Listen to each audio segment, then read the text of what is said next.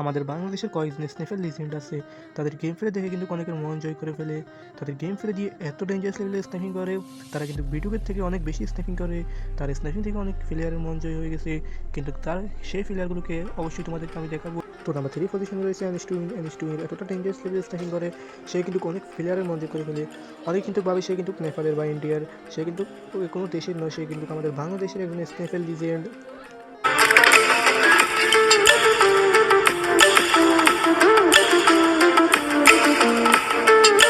তো আজকের video number 2 পজিশনে রয়েছে কুরুল গেমিং এতটাই ডেঞ্জারাস লেভেলে স্নাইপিং করে, তা কিন্তু খুবই মারাত্মক লেভেল। তার অ্যাকুরেসি দিয়ে কিন্তু অনেক প্লেয়ারের মন জয় হয়ে গেছে।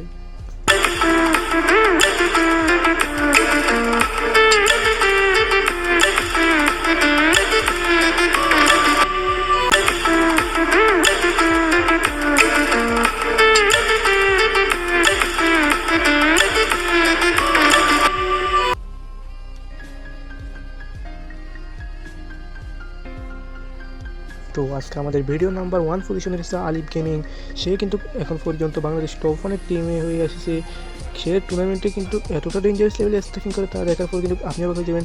কিন্তু আফসোসের বিষয় হলো সে একজন পিসি প্লেয়ার।